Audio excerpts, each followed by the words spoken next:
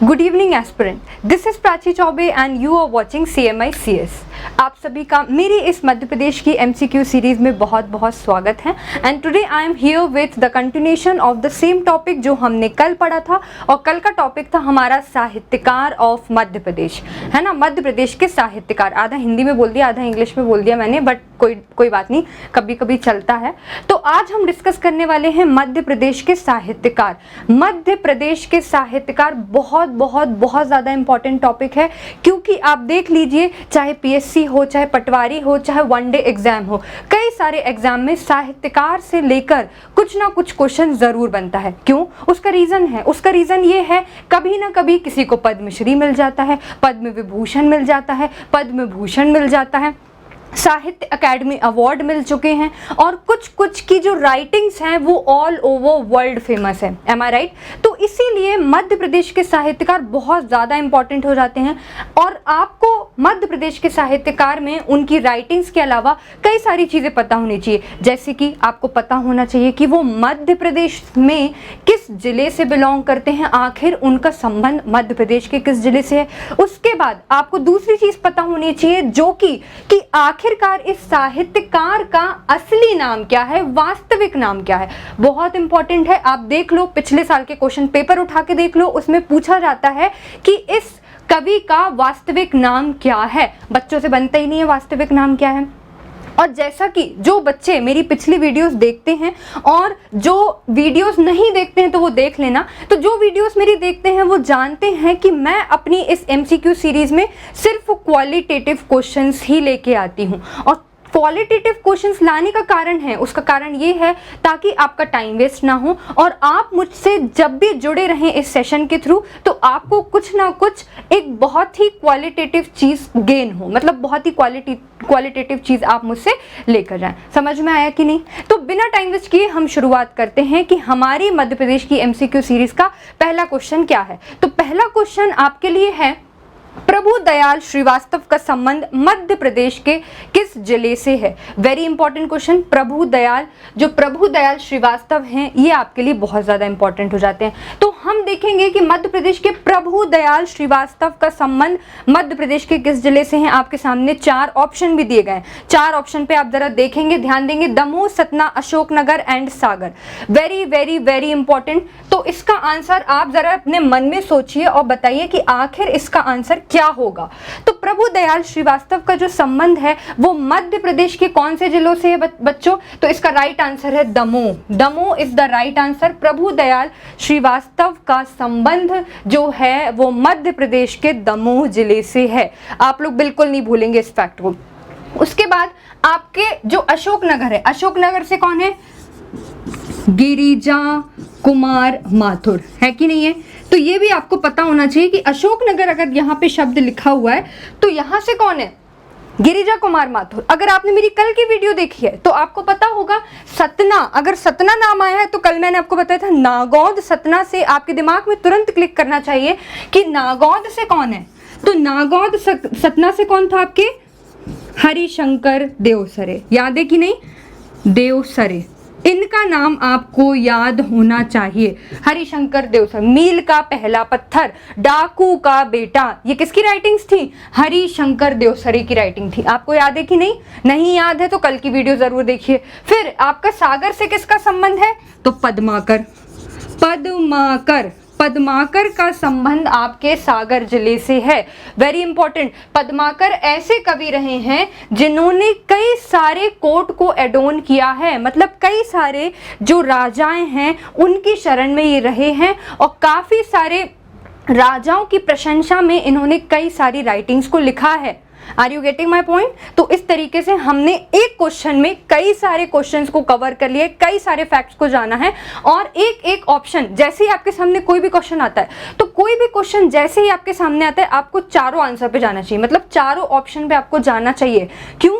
क्योंकि उससे आपके फैक्ट स्ट्रॉन्ग होते हैं। समझ में आ रहा है कि नहीं? तो फैक्चुअल पार्ट स्ट्रॉन्ग करने के लिए आपको क्या करना चाहिए कि अगर इसका राइट आंसर ये है तो बाकी के 3 ऑप्शन देखिए, कहीं बाकी के 3 ऑप्शन में कोई ऑथर तो रिलेटेड नहीं है, कोई स्पेसिफिक स्पेशलिटी तो रिलेटेड नहीं है। तो इस तरीके से आपके मैक्सिमम फैक्ट क्या होते हैं? कवर हो जाते हैं। ठीक है, moving towards the next question. हम नेक्स्ट क्वेश्चन देखते हैं। अपना नेक्स्ट क्वेश्चन है who is the creator of नाश एंड निर्माण? Very very very important. नाश और निर्माण जो है आखिर इसके लेखक कौन है? आपके सामने ऑप्शन भी है, पंडित माधवराव सप्रे, हरि कृष्ण देव सरे, गिरिजा कुमार माथुर, प्रभु दयाल श्रीवास्तव। मैंने शायद ऊपर आपको, जब मैं आपको नागौर सतना बता रही थी, मैंने हरिशंकर लिख दिया था, वो हरि कृष्ण देव सरे, ठीक है ना? ओके, कोई दिक्कत नहीं है। Who is the creator? नाश और निर्माण का क्रिएटर कौन है तो आपको बताना है। तो नाश और निर्माण के जो आपके क्रिएटर हैं वो कौन है? इसका राइट आंसर क्या है?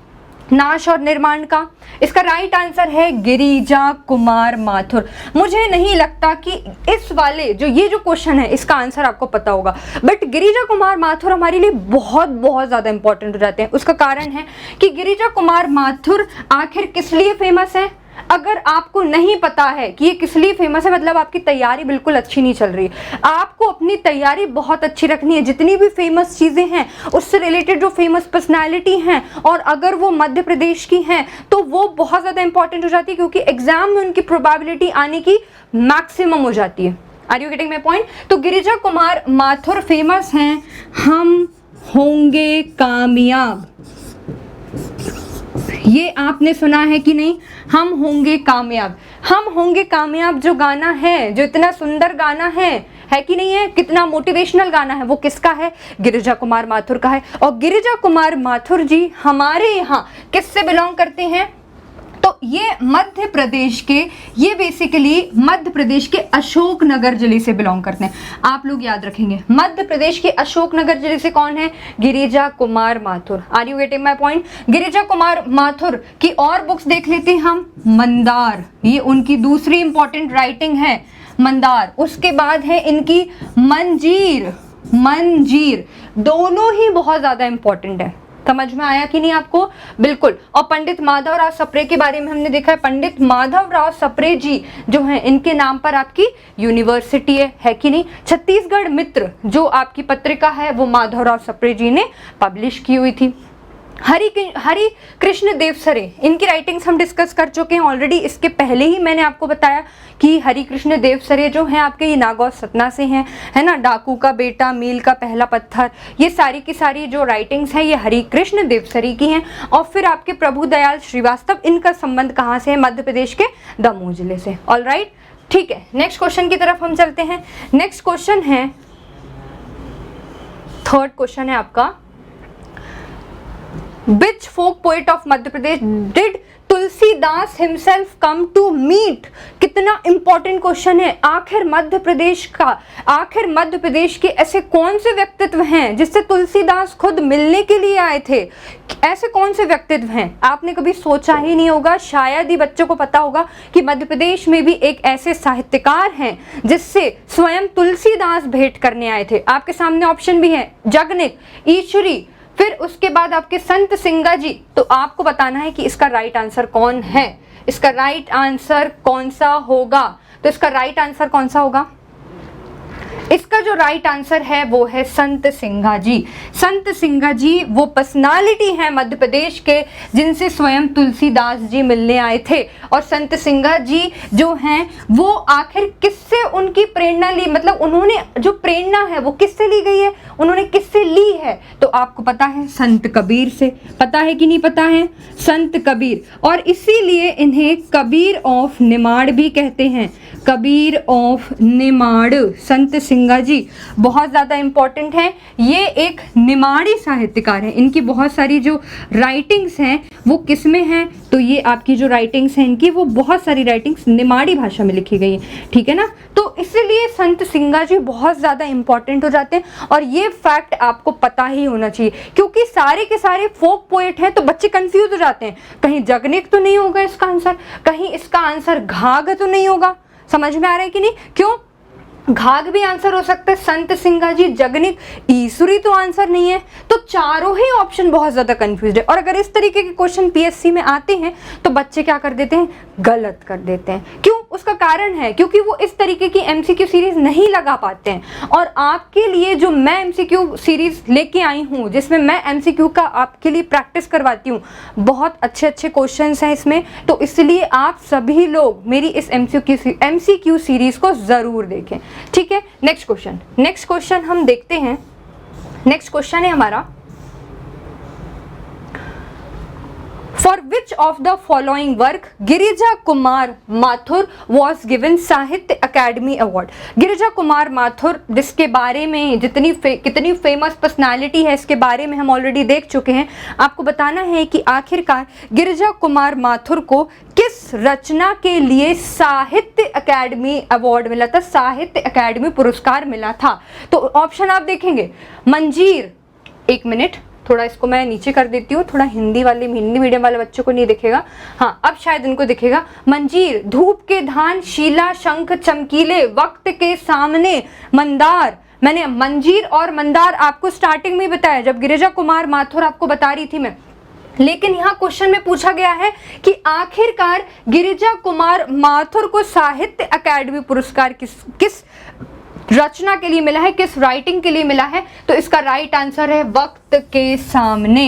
वक्त के सामने, ये थोड़ा इंग्लिश में हो गया है, गड़बड़ हो गया है, बट कोई बात नहीं, इंग्लिश मीडियम वाले बच्चे समझ जाएंगे, क्योंकि इंग्लिश मीडियम वाले बच्चे बेचारे सब कुछ तो हिंदी में ही पढ़ते हैं, बचते ही क्या है उनके लिए इंग्लिश मीडियम में। एमपीपीएससी का मैक्सिमम जो मटेरियल है आप देखो कि that is available in Hindi, but then too I really appreciate English medium students कि वो इंग्लिश मीडियम के होने के बावजूद भी काफ़ी कुछ कई सारे मटेरियल को वो हिंदी में एक्सेस करते हैं, और ये बहुत अच्छी बात है इंग्लिश मीडियम वाले बच्चों के लिए। तो आई थिंक इसमें प्रॉब्लम आप लोगों को नहीं जानी चाहिए। तो निम्नलिखित में से गिरिजा कुमार माथुर को साहित्य अकेडमी पुरस्कार किस लिए मिला था, तो इसका आंसर हो जाएगा वक्त के सामने, ठीक है।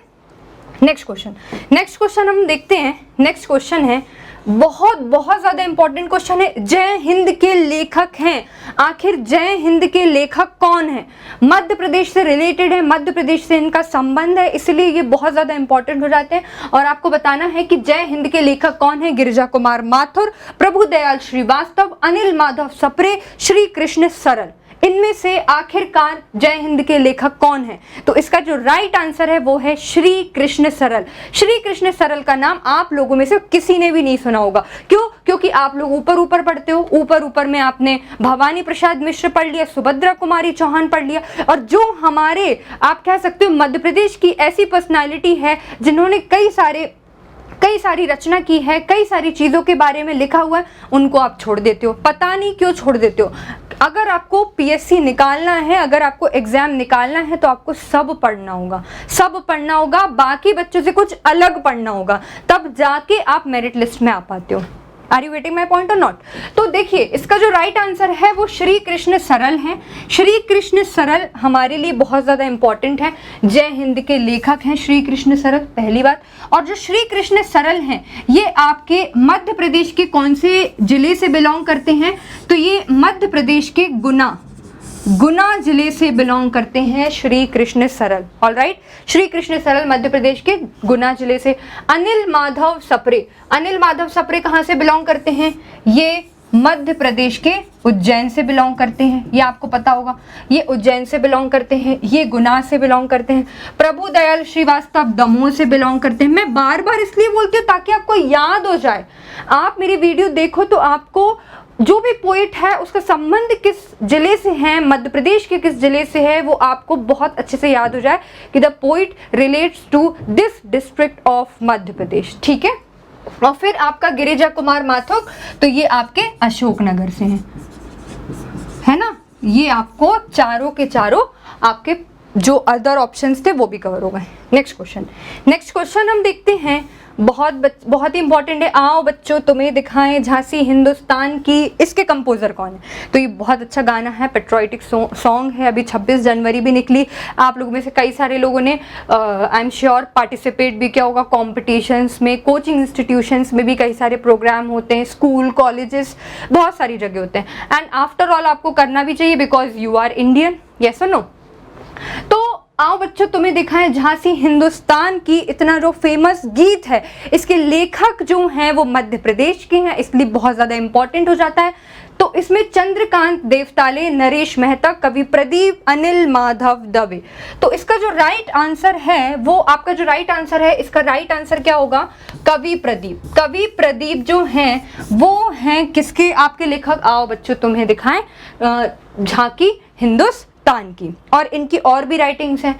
तो कवि प्रदीप बेसिकली आपके बड़नगर उज्जैन से हैं, ये आपको पता होना चाहिए। बड़नगर उज्जैन से इनका संबंध है, ठीक है ना, बड़नगर उज्जैन से इनका संबंध है। और जैसे कि दूर हटो ए दुनिया वालों, है ना, ये भी इनका एक गाना है, आप कह सकते हो। तो इस तरीके से कई सारे इनके पैट्रियोटिक सॉन्ग्स इन्होंने बहुत ही ब्यूटीफुली लिखे हुए हैं और आज भी लोग उसे गाते हैं और आज भी ये जन में बहुत ज़्यादा प्रचलित है ना, बहुत ज़्यादा पॉपुलर है। नेक्स्ट क्वेश्चन हम देखते हैं। चंद्रकांत देवताले को आप जानते हैं, इनका संबंध बैतुल से है ना, बैतुल से है। लकड़बग्गा हंस रहा है, ये उनकी बहुत फेमस राइटिंग है। फिर नरेश मेहता का संबंध कहाँ से है? तो ये मध्य प्रदेश के शाहजहाँपुर जिले से, ये आपको पता होना चाहिए, इंपॉर्टेंट है क्योंकि, ठीक है ना, आप लोग नहीं भूलेंगे। और अनिल माधव दवे का संबंध आपका उज्जैन से है, उज्जैन, ठीक है ना, अनिल माधव दवे। तो अनिल माधव दवे नर्मदा समग्र, कल मैं आपको बता रही थी नर्मदा समग्र की, बता रही थी कि नहीं? तो नर्मदा समग्र जो है ये राइटिंग है किसकी? अनिल माधव दवे की। याद है कि नहीं आपको? लेकिन बच्चों एक और इम्पॉर्टेंट चीज, अनिल माधव दवे ने एक ऑर्गेनाइजेशन भी स्टैब्लिश किया था जिसका नाम है नर्मदा समग्र। और नर्मदा समग्र को अभी हाल में ही एक अवार्ड भी मिला है, इस इंस्टीट्यूशन को एक अवार्ड मिला है क्योंकि इसने जो इसका कंट्रीब्यूशन है एनवायरनमेंट को क्लीन करने में, वो बहुत ज़्यादा अच्छा कंट्रीब्यूशन है। बहुत अच्छे से इन्होंने कंट्रीब्यूट किया है एनवायरनमेंट को क्लीन करने में, इसलिए इनको अवार्ड भी मिला है। और अगर आपको उस अवार्ड का नाम पता है then do share it with me in the comment section. Alright, ठीक है, हम नेक्स्ट क्वेश्चन देखते हैं। नेक्स्ट क्वेश्चन है, मराठा शासक शिवाजी से संबंधित साहित्यकार हैं। तो मराठा शासक शिवाजी से कौन से संबंधित साहित्यकार है? आई थिंक ये क्वेश्चन रिपीट हो गया है ना, ये कल मैंने आपको डिस्कस किया था। इसका जो राइट आंसर है वो भूषण है। तो भूषण क्यों है? क्योंकि भूषण का संबंध किससे था? भूषण का संबंध था छत्रसाल से, ये याद है कि नहीं? इनका संबंध था छत्रसाल से, छत्रसाल से इनका संबंध था। और छत्रसाल जो है वो किसके कंटेम्प्रेरी हैं? वो शिवाजी के कंटेम्प्रेरी हैं। और शिवाजी से प्रेरणा लेने के बाद ही तो छत्रसाल ने मुगलों के खिलाफ अपने रिवोल्ट को चालू किया था। एम आई राइट और नॉट? ये आपको पता है कि नहीं पता? तो जो भूषण है इनका संबंध जो है छत्रसाल से भी है और शिवाजी से भी है। क्योंकि छत्रसाल ऑप्शन में नहीं है इसलिए राइट आंसर आपका क्या हो जाएगा? शिवाजी हो जाएगा। शिवराज, भूषण, शिवा, बावनी, छत्रसाल, दशक, ये सारी की सारी राइटिंग्स भूषण की है, जिन्होंने भूषण ने जिस अपनी जो मैंने अभी राइटिंग्स बताई आपको, छत्रसाल, दशक, शिवा, बावनी, शिवराज, भूषण, तो इसमें इन्होंने इन दोनों की, शिवाजी और छत्रपति शिवाजी और राजा छत्रसाल, है ना, राजा छत्रसाल को क्या बोलते हैं? इनको बोलते हैं शिवाजी ऑफ बुंदेलखंड, ये आपको पता होगा, शिवाजी ऑफ बुंदेलखंड। तो इन दोनों के बारे में कई तारीफें लिखी हैं, प्रशंसा की हैं और इनके चरित्र के बारे में बताया है और इनकी स्ट्रगल के बारे में बताया, किस तरीके से इन्होंने फाइट की थी और किस तरीके से इनका जीवन चला। ठीक है, नेक्स्ट क्वेश्चन, दूसरे क्वेश्चन की तरफ चलते हैं हम। दूसरा क्वेश्चन है, निम्नलिखित रचनाओं में से कौन सी रचना अमृतलाल बेगड़ की नहीं है? आपको बताना है नहीं है। क्या होता है कि जब बच्चे क्वेश्चंस लिखते हैं तो वो ये नहीं पढ़ते कि है या नहीं है पूछा है होता है तो वो पहला ही ऑप्शन टिक कर देते हैं अगर उनको लगता है ये राइट आंसर है, और नहीं है कभी कभी पढ़ते नहीं है, फिर पीएससी का पेपर दे के आते हैं तो फिर वो कहते हैं ये तो मैंने पढ़ा ही नहीं। तो this is what silly mistake है ना, तो ये चीज आपको नहीं करना है। तो यहाँ पे पूछा है कि अमृतलाल बेगड़ की पुस्तक नहीं है। तीरे तीरे नर्मदा बिल्कुल है, हिंदुस्तानी शिष्टाचार ये नहीं है, फिर सौंदर्य की नदी नर्मदा बिल्कुल है, अमृतस्य नर्मदा ये भी बिल्कुल है। तो इसका आपका जो राइट आंसर है, इसका राइट आंसर क्या हो जाएगा बच्चों? हिंदुस्तानी शिष्टाचार। हिंदुस्तानी शिष्टाचार इनकी राइटिंग नहीं है। हम अमृतलाल बेगड़ के बारे में देख लेते हैं। इनका संबंध जो है वो जबलपुर जिले से है और इनको क्या बोला जाता है? अमृतलाल बेगड़ को नर्मदा पुत्र, ये आप लोगों को पता होगा। इनको नर्मदा पुत्र की संख्या दी गई है। ये बहुत ज़्यादा इंपॉर्टेंट हो जाते हैं क्योंकि ये मध्य प्रदेश के हैं। नेक्स्ट क्वेश्चन, श्री कृष्ण सरल का संबंध मध्य प्रदेश के किस क्षेत्र से? अभी ऊपर हाल ही में मैंने आपको बताया कि श्री कृष्ण सरल का संबंध मध्य प्रदेश के किस क्षेत्र से है। अगर आपने ऊपर अगर मेरी बातों को ध्यान से सुना होगा तो नो डाउट आपको इसमें कोई दिक्कत नहीं जा रही हो, और नहीं सुना होगा तो अभी सुन लेना। देखो, दमोह, सतना, गुना, सागर, तो इसका राइट आंसर है गुना। ठीक है ना, इसका राइट आंसर क्या हो जाएगा बच्चों? तो इसका राइट आंसर जो हो जाएगा वो हो जाएगा गुना। ये मध्य प्रदेश के गुना जिले से हैं। ठीक है, तो ये इंपॉर्टेंट है। नेक्स्ट क्वेश्चन, इनके बारे में डिटेल में हम चर्चा कर ही चुके हैं। श्री कृष्ण सरल, जय हिंद जो इनकी राइटिंग है वो बहुत इंपॉर्टेंट राइटिंग है, श्री कृष्ण सरल की थी, है ना। नेक्स्ट क्वेश्चन, निम्नलिखित में से किस लोक साहित्यकार का जन्म झांसी जिले के मेंढकी ग्राम में हुआ था, मेंढकी गांव में हुआ था? तो ये फोक लिटरेचर, मतलब कि यहाँ पे फोक साहित्यकार के बारे में पूछा है, लोक साहित्यकार के बारे में पूछा, तो लोक साहित्यकार में आपके संत सिंगा जी हैं, जगनिक हैं, ईसुरी हैं, ये सारे के सारे हैं ना। तो इसमें पूछा गया कि आखिरकार किसका जन्म हुआ था, तो इनका जन्म, तो इसका राइट आंसर क्या हो जाएगा? ईसुरी। ईसुरी जो है, कहाँ गया ईसुरी? ये है ईसुरी, है ना। Which of the following folk literature was born in Mendhaki village of Jhansi, तो इसका राइट आंसर हो जाएगा ईसुरी, है ना। ईसुरी जो पर्सन है उनका बर्थ हुआ था वहां पर, और ईसुरी एक फोक राइटर हैं। ईसुरी, सत्सई, ये सारी उनकी कुछ राइटिंग्स है जो इन्होंने लिखी हुई हैं। और इनका जो रियल नेम है, रियल नेम क्या है इनका, ये आपको पता होना चाहिए। इनका रियल नेम है हरताल ईसुरी, ठीक है ना, हरताल ईसुरी, ये इनका रियल नेम है। वास्तविक नाम इनका हरताल ईसुरी है। आपसे कुछ भी पूछ सकते हैं, ईसुरी का सही नाम क्या है, इनका वास्तविक नाम क्या है, तो आपको पता होना चाहिए इनका वास्तविक नाम क्या है, तो हरताल ईसुरी। ठीक है, नेक्स्ट क्वेश्चन, नरेश मेहता का संबंध मध्य प्रदेश के किस जिले से है? तो नरेश मेहता के बारे में हमने अब भी देखा था कि नरेश मेहता का संबंध मध्य प्रदेश के किस जिले से, मैं अभी ऊपर ही आपको बता रही थी। नरेश मेहता का संबंध जो है वो शाहजहांपुर जिले से है। किससे है? सॉरी, कहाँ गया? बी ऑप्शन, शाहजहांपुर जिले से। बैतूल से आपके कौन थे? चंद्रकांत देवतले थे कि नहीं? चंद्रकांत देवतले, अभी मैं आपको ऊपर बता रही थी, ठीक है ना। जबलपुर से तो अभी हमने डिस्कस किया, आपके अमृतलाल बेगड़ जी थे, अमृतलाल बेगड़, ठीक है। और उसके बाद आपके सागर से कौन थे? तो कवि पद्माकर, कवि पद्माकर। तो ये सारी की सारी चीजें आपको पता होनी चाहिए। तो इस तरीके से हमने बाकी ऑप्शंस भी कवर कर लिए।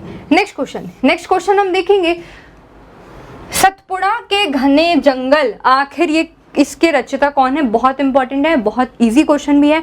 अगर आपसे ये नहीं बन रहा है तो मतलब फिर कुछ भी नहीं बनेगा। तो इसका सतपुड़ा के घने जंगल का राइट आंसर है भवानी प्रसाद मिश्र। भवानी प्रसाद मिश्र ने आपकी क्या लिखी है? सतपुड़ा के घने जंगल। भवानी प्रसाद मिश्र का संबंध मध्य प्रदेश के होशंगाबाद डिस्ट्रिक्ट से है। ये होशंगाबाद डिस्ट्रिक्ट को बिलोंग करते हैं मध्य प्रदेश में, ये चीज आपको पता होनी चाहिए। फिर सेकंड पॉइंट, इनके और भी कई सारी हैं, जैसे कि इनकी दूसरी है बुनी हुई रस्सी, है ना, बुनी हुई रस्सी। फिर उसके बाद दूसरी है नीली रेखा तक, नीली रेखा तक। गांधी पंचशती, ये भी इन्हीं की है, गांधी पंचशती, है कि नहीं है? तो ये सारी की सारी किसकी हैं? किसकी राइटिंग्स हो जाएंगी आपकी? भवानी प्रसाद मिश्र की। ठीक है, नेक्स्ट क्वेश्चन की तरफ हम चलते हैं। हरिशंकर परसाई, इनका भी संबंध मध्य प्रदेश के होशंगाबाद जिले से ये, ठीक है। शरद जोशी, आपको पता है शरद जोशी जो है सटायर राइटिंग के लिए बहुत ज़्यादा फेमस है, मतलब तिलिस्म, है ना, और उसके बाद रहा किनारी बैठ, मैं और केवल मैं, ये सारी की सारी राइटिंग्स आपकी शरद जोशी की है। नेक्स्ट क्वेश्चन हम चलते हैं। नेक्स्ट क्वेश्चन देखेंगे हम,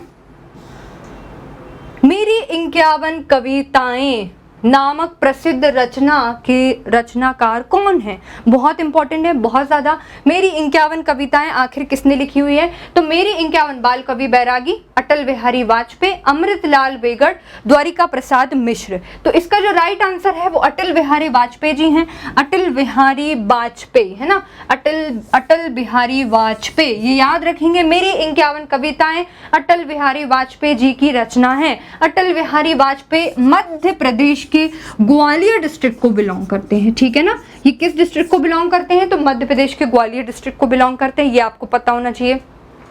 फिर इनका जो बर्थडे है वो कब आता है? 25 दिसंबर क्रिसमस डे के दिन। और क्रिसमस डे मैं बच्चों से एक दिन क्लास में पूछ रही थी कि बच्चों 25 दिसंबर को क्या मनाते हैं, तो बच्चे आंसर दिए मैम क्रिसमस डे। तो ऐसा नहीं होता है, जब ये पीएससी की तैयारी कर रहे हो मतलब उसमें कुछ ना कुछ हिडन फैक्ट है, तभी वो चीज़ आपके सामने आ रही है। तो यहाँ पर 25 दिसंबर को हम गुड गवर्नेंस डे मनाते हैं अटल बिहारी वाजपेयी जी के जन्मदिन के ऊपर। ठीक है, ये आपको समझ में आया कि नहीं? नेक्स्ट क्वेश्चन की तरफ हम चलते हैं। एक था गधा नामक नाटक के रचयिता कौन है? एक था गधा, अभी डिस्कस करी थी शरद जोशी जी के बारे में। शरद जोशी जी ही वो पर्सन है जिन्होंने एक था गधा लिखा हुआ था। इन्हीं की राइटिंग है एक था गधा। इसके बाद इनकी और दूसरी राइटिंग्स कौन कौन सी हैं? किसकी? शरद जोशी जी की। तो आपको पता है इनकी और राइटिंग्स हैं जीप पर सवार इल्लियाँ, जीप पर सवार इल्लियाँ, ये आपको पता होना चाहिए। ये किसकी राइटिंग है? तो ये शरद जोशी जी की राइटिंग है कि नहीं है? फिर इनकी और भी राइटिंग है, दूसरी राइटिंग है इनकी तिलिस्म, ये भी आपको पता होना चाहिए, तिलिस्म शरद जोशी जी की। और है राह किनारे बैठ, राह किनारे बैठ, है ना? ये सारी की सारी और भी बहुत सारी हैं, लेकिन अभी मैं सारी डिस्कस नहीं कर रही हूँ। लेकिन हाँ, आपको पता होनी चाहिए कि भाई शरद जोशी जी की राइटिंग्स और कौन कौन सी हैं, और बेसिकली सटायर राइटिंग रहती है इनकी, है ना?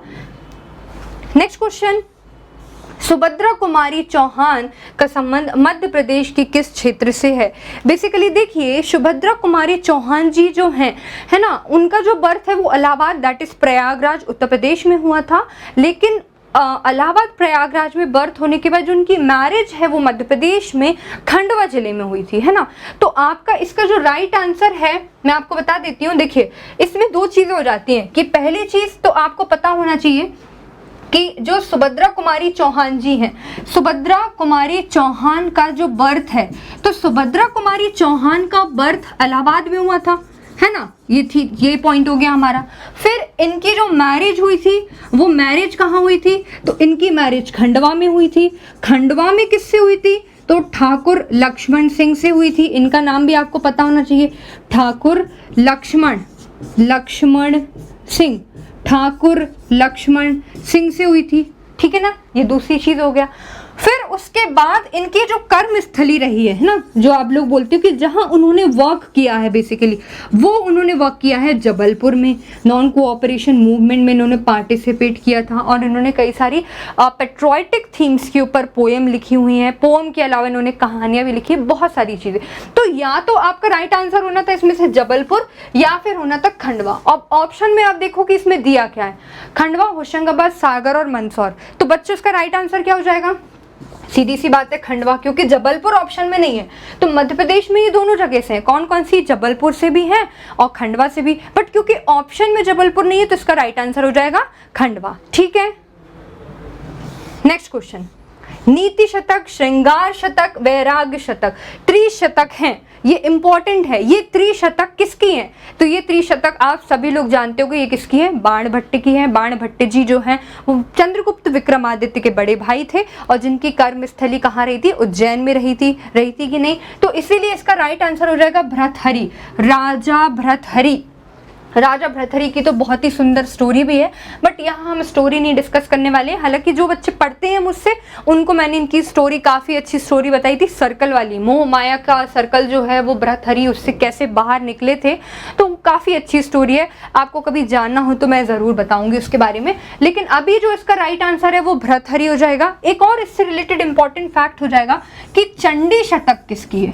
नीति शतक, श्रृंगार शतक, वैराग्य शतक, लेकिन चंडी शतक किसकी है? तो बच्चे कंफ्यूज हो जाते हैं क्योंकि सब लोग को इतना पता रहता है कि जो शतक वाली जो चीज़ है वो राजा भर्तहरि की है। लेकिन जैसे चंडी शतक आता है तो चंडी शतक में बच्चे कंफ्यूज हो जाते हैं कि आखिरकार चंडी शतक किसकी है। तो मैं आपको बता देती हूँ, चंडी शतक जो है वो बाणभट्ट की है। किसकी है? बाणभट्ट। ये आप लोग अपनी कॉपी में नोट डाउन करेंगे, कंफ्यूजन वाले पॉइंट को एलिमिनेट करेंगे। ठीक है, नेक्स्ट क्वेश्चन है आपका, which of the following work was not composed by Makhan Lal Chaturvedi. Makhan Lal Chaturvedi का संबंध होशंगाबाद डिस्ट्रिक्ट से है और माखन लाल चतुर्वेदी ने इनमें से कौन सा वर्क नहीं इनका है? मुकुल, हिमकिरटनी, मदर, मदर माता होगा यहाँ पे शायद से, मदर है ना, माता और युग चरण। तो इनमें से कौन सा माखनलाल चतुर्वेदी का इन्होंने ऑप्शन किया है कि कंपोज्ड इन्होंने नहीं किया है? तो इसका राइट आंसर क्या हो जाएगा? हिमकिरटनी भी है इनकी, माता भी है, युग चरण। मुकुल नहीं है, क्योंकि मुकुल किसकी है? मुकुल आपकी सुभद्रा कुमारी चौहान जी की है, सुभद्रा कुमारी चौहान, ठीक है ना, सुभद्रा कुमारी चौहान की है, आप लोग ये याद रखेंगे। नेक्स्ट क्वेश्चन की तरफ हम चलते हैं और नेक्स्ट क्वेश्चन है आपका, which of the following work was not composed by Subhadra Kumari Chauhan? तो सुभद्रा कुमारी चौहान ने इनमें से कौन सा वाला नहीं किया है? त्रिधारा, उन्मादनी, सीधे साधे चित्र और कामायनी एक पुनर्विचार। तो कामायनी एक पुनर्विचार जो है आपकी बुक, ये आपकी कामायनी एक पुनर्विचार जो है ये किसकी है? ये आपकी गजानन माधव मुक्तिबोध, ये आपको पता होना चाहिए, गजानन माधव मुक्तिबोध की है ये राइटिंग। कौन सी राइटिंग? कामायनी एक पुनर्विचार। और बाकी तीनों की तीनों किसकी हैं? सुभद्रा कुमारी। इसके बाद एक आपको पता है वीरों का कैसा हो बसंत, है ना, वीरों का कैसा हो बसंत, ये भी आपकी सुभद्रा कुमारी चौहान की है। फिर आपको पता है झांसी की रानी, झांसी की रानी, झांसी की रानी भी आपकी सुभद्रा कुमारी चौहान जी की है, ठीक है। इसके बाद गजानन माधव मुक्तिबोध हो गए कामायनी एक पुनर्विचार के। नेक्स्ट क्वेश्चन की तरफ हम चलते हैं। नेक्स्ट क्वेश्चन है, Which one of the following composition is not composed by Gajanan Madhav Muktibodh? अभी हम डिस्कस कर रहे थे गजानन माधव मुक्तिबोध के बारे में और वही क्वेश्चन है कि भाई इनमें से कौन सी कंपोजिशन गजानन माधव मुक्तिबोध की नहीं है? तो हम देखते हैं कौन सी नहीं है। भूरी भूरी खाक धूल, रश्मि रेखा, चंबल की घाटी और काठ का सपना। तो इसमें से बच्चों रश्मि रेखा जो है वो आपकी नहीं है, किसकी? गजानन माधव मुक्तिबोध की, याद रखेंगे। ये किसकी होगी मैम? तो आपको पता होना चाहिए, ये होगी आपकी, उनका नाम क्या था? हाँ, बाल कृष्ण शर्मा नवीन, बाल कृष्ण शर्मा, बाल कृष्ण शर्मा नवीन, है ना, ये इनकी हो जाएगी, बाल कृष्ण शर्मा नवीन की। कौन सी? रश्मि रेखा। तो ये आप लोगों को पता होना चाहिए। बाकी भूरी भूरी खाक धूल, चंबल की घाटी, काठ का सपना, ये सारी की सारी राइटिंग्स आपकी ये गजानन माधव मुक्तिबोध जी की है।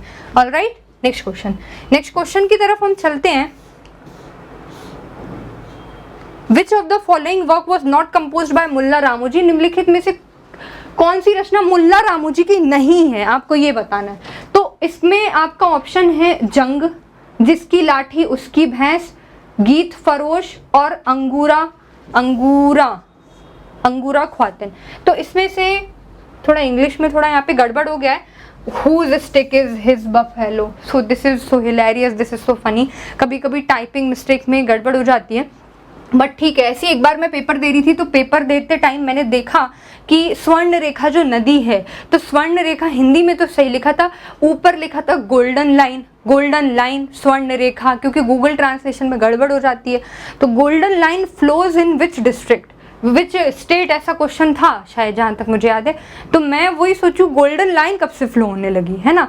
तो लेकिन हमको क्या करते हैं, हमको क्या करना चाहिए कि अगर आपको लग रहा है कि हाँ कहीं ना कुछ क्वेश्चन में कुछ ना कुछ गड़बड़ है, तो just go to the Hindi, जो हिंदी में क्वेश्चन लिखा हुआ है उस पर जाइए, नहीं तो हिंदी में कुछ गड़बड़ लग रही है तो इंग्लिश में जाइए, लेकिन दोनों क्वेश्चन को पढ़ लेना चाहिए, ठीक रहता है थोड़ा, है ना। तो इसका राइट आंसर आपका क्या हो जाएगा? इसका राइट आंसर हो जाएगा गीत फरोश। गीत फरोश जो है वो मुल्ला रामोजी की नहीं है।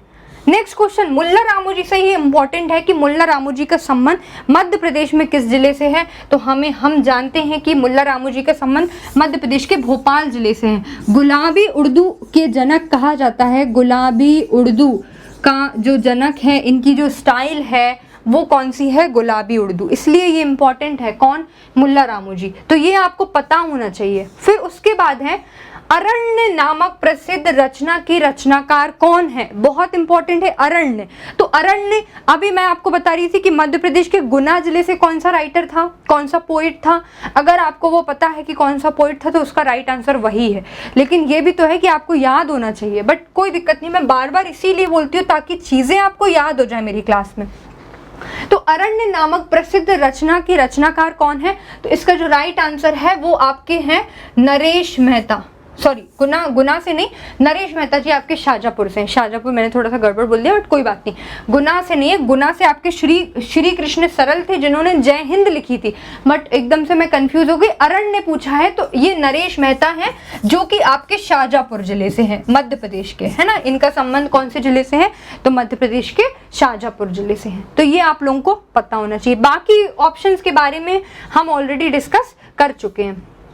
फिर उसके बाद है Who among the following is the writer who took inspiration from a woman named राजौ? तो राजौ से ऐसे कौन से लेखक है जिन्होंने प्रेरणा ली थी? तो इसका राइट आंसर जो है वो है आपके ईसुरी। ईसुरी जो है इन्होंने इनसे क्या ली थी? इंस्पिरेशन लिया था। किस चीज़ के बारे में? राइटिंग्स के बारे में। तो ये बहुत ज़्यादा इंपॉर्टेंट है। ईसुरी का जन्म जो है वो मेंढकी गांव उत्तर प्रदेश में हुआ था, ये भी हम देख चुके हैं, है ना। ईसुरी का रियल नेम ईसुरी हरताल है, ये भी मैं आपको बता चुकी हूँ, है ना। ये भी दूसरा इंपॉर्टेंट फैक्ट हो जाएगा। ईसुरी सस्सई इनकी एक राइटिंग है। उसके बाद हम देखते हैं कि बाल कवि बैरागी का रियल नेम क्या है। इसका है नंदराम दास, जटाशंकर, रामचंद्र द्विवेदी, श्रीकंठ। तो देखो यहाँ पे नंदन दास हो गया है, मैं बता देती हूँ ये नंदन दास नहीं है, ये नंद राम दास है। ठीक है बच्चों, ये क्या है? नंदराम दास है। नंदराम दास बहुत इंपॉर्टेंट है। क्यों इंपॉर्टेंट है भाई? क्योंकि यही इनका वास्तविक नाम है, ठीक है ना। तो बाल कवि बैरागी का रियल नेम क्या है? तो नंदराम दास है इनका रियल नेम, ये आपको पता होना चाहिए। रामचंद्र द्विवेदी, तो कल ही मैं आपको बता रही थी, रामचंद्र द्विवेदी किसका नाम है? तो ये तो कवि प्रदीप जी हैं। कवि प्रदीप जो है इनका जो है वास्तविक नाम वो क्या है? Ramchandra Dwivedi. Are you getting my point or not? अब आपको कमेंट करके बताना है कि श्रीकंठ और जटाशंकर ये किसका वास्तविक नाम है। अगर आपको पता है तो do comment in the comment section and let me know. Next question है भूषण का वास्तविक नाम इनमें से क्या है? भूषण का वास्तविक नाम आपको बताना है शिवपुत्र घनश्याम तिवारी भूषण राज एक भारतीय आत्मा।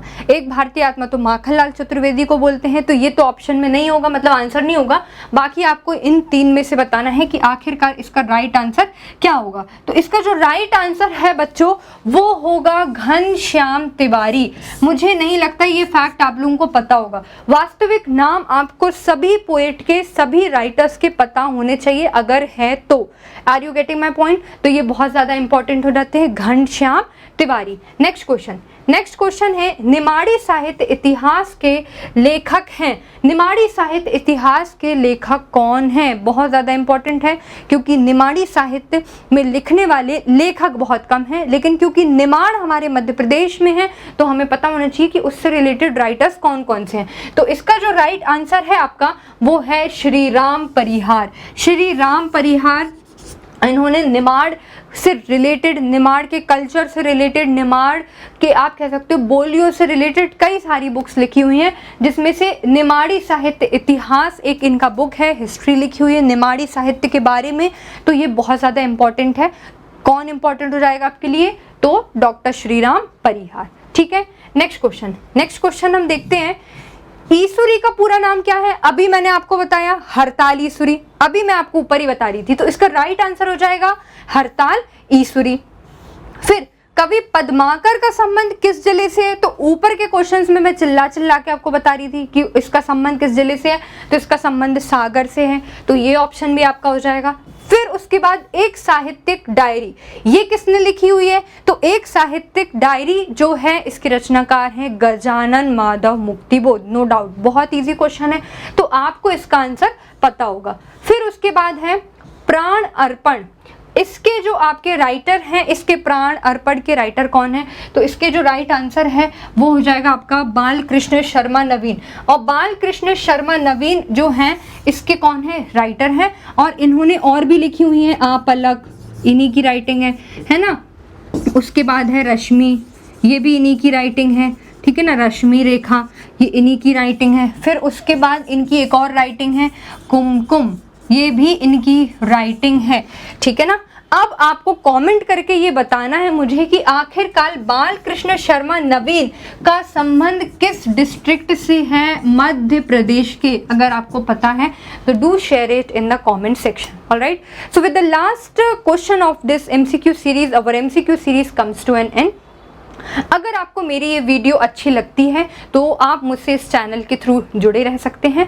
आज के लिए बस इतना ही। कल हम मध्य प्रदेश के जो आपके फोक सॉन्ग्स हैं, है ना, लोक गाने हैं, उसको हम डिस्कस, लोकगीत है उसको कल हम डिस्कस करेंगे।